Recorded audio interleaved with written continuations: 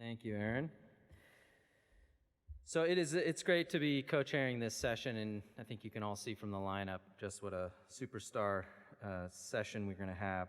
Over the last year, many of you have been part of these virtually, and so therefore have seen my home study with my dog Maisie and 3 kids that have sometimes busted in. So it's refreshing to give a talk without those distractions, though I might look behind me periodically to make sure they're not going to jump out. So my disclosures, I got to do that. So this is my disclosure, which is not relevant for my talk today. So I want to start with this quote from the father of adult learning, also known as androgyny, Malcolm Knowles, who said, "The learner should be actively involved in the learning process." And I would say that's the take-home message from the SAGES Master's Program. And to set the stage before we kick off this session, we thought we would spend a few minutes going over the pancreas pathway that is currently in development through the AHPBA and Solid Organ Committee. So for my outline today, first, what is the SAGES Master's Program? Second, what's been done? And third, what's left to do? And this will hopefully spur some of you to join in the development of the pancreas pathway. So the history of the SAGES Master's Program is described in detail in this surgical endoscopy manuscript published in 2017, and I would commend it to anyone who would like to take a deeper dive into the SAGES initiative. The impetus to develop this goes back to the first slide about adult learning, the concept that learners should be actively involved in the learning process. And when we think back on our own training through residency and fellowship, there was typically an intense curriculum to get us from point A to point B, which was to become a competent general surgeon and then ultimately sometimes fellowship training. And that learning that happened was deliberate, measurable, and in large part was directed by the curriculum of our institutions. This graph illustrates that nicely in that while we've had some it may varied somewhat for each of us individually, the concept likely rings true. From PGY 1 to 7 or so, there's a steep learning curve. But for anyone out in practice, that learning definitely plateaus over the next several years. And it's these years that are really the target for the master's program. As it stands now, requirements such as CME and MOC are kind of haphazard and broad and may not actually improve our understanding within the fields that we practice. So organizations like SAGES have massive libraries of content that could be collated to develop pathways in specific fields. And so it was this idea of organizing the SAGES content that led Michael Brunt to appoint Daniel Jones to be the educational czar of SAGES in 2014. The following year, Brian Duncan and Daniel Scott created the Curriculum Task Force with a focus on this reorganization of the high-quality SAGES content. And it was this task force that ultimately launched the master's program, which has been in development for the last 5 years. So what's been done so far? Well, as detailed in the manuscript, the Curriculum Task Force convened to craft and design the content for the master's program, identifying 3 specific stages from the Dreyfus model of skill acquisition, namely competency, proficiency, and mastery.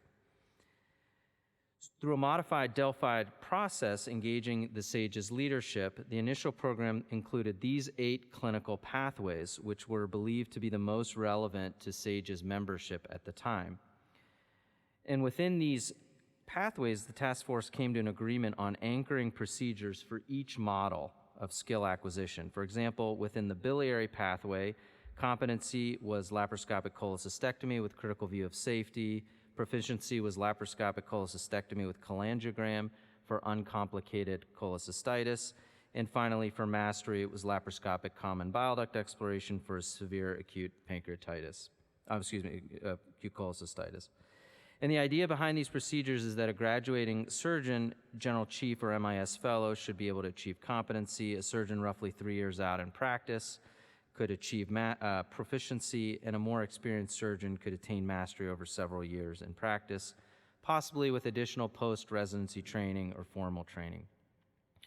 So as for the curriculum elements, each group would provide access to the following elements. The more basic elements would be used for competency and proficiency, whereas those that focus on self-reported outcomes and quality improvement show up in the mastery categories. So on this table, as one travels down the list, the mastery level increases. For example, all general surgery graduates must complete FLS and FES, and those would generally fall within competency. On the other hand, programs such as FUSE and SMART, as well as applicable SAGES guidelines, would fall within proficiency.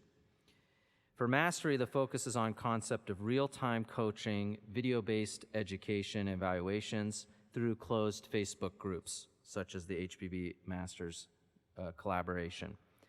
And one of the concepts that holds true for these curriculum elements is that they change as the SAGES library content grows. For example, after the SAGES AHPBA Master Pancreas 2021 session here at Vegas, we will have some more content. So all the speakers come up here, just remember that what happens in Vegas gets taken by SAGES. So we'll take that from you. So with that background and what's been done so far, I'd like to spend the last few minutes highlighting on what's left to do. So as you recall, the initial 8 clinical pathways were those deemed to be the most relevant for SAGES community. So since that time, along came Horacio Aspan and Adnan Al-Saidi, the last 2 chairs of the AHPBA Solid Organ Committee. And these other clinical pathways were developed. So they noticed that while the B in HPB was adequately represented, initially conspicuously missing were the H and the P, as well as solid organ. So that didn't last too long as they quickly increased the clinical pathways to include liver, pancreas, and solid organ. So to get the work done, 3 subcommittees were appointed to work on the development of these 3 pathways over the past 2 years, and I think it's important to pause and recognize the work of these committees, whose pictures many of you will recognize here, or you are actually in them.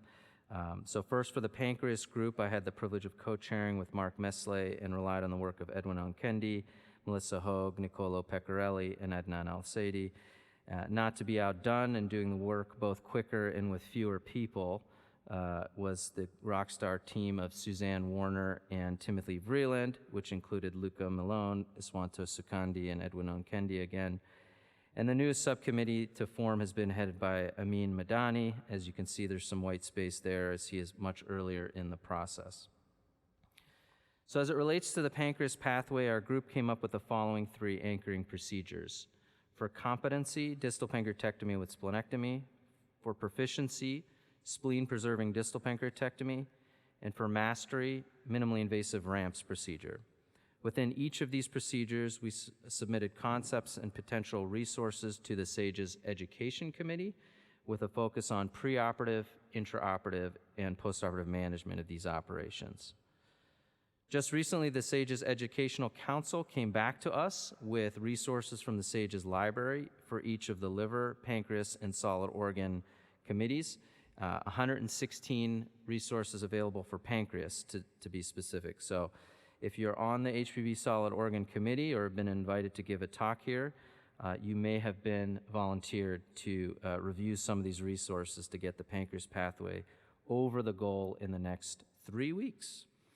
So we are sure that each of you will step up, and we're looking forward to working with you to get these resources kind of organized into this pathway.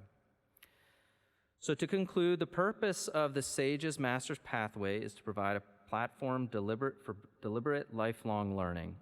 Much has already been done in the last 5 years, but there's certainly much to do, and hopefully many of you will join this team to make an amazing curriculum. And with that as the background, let's go ahead and get this session started and become masters at distal pancreatectomy. Thanks, everyone, and thank you all to those who are also watching virtually, as I think we're live. Thank you.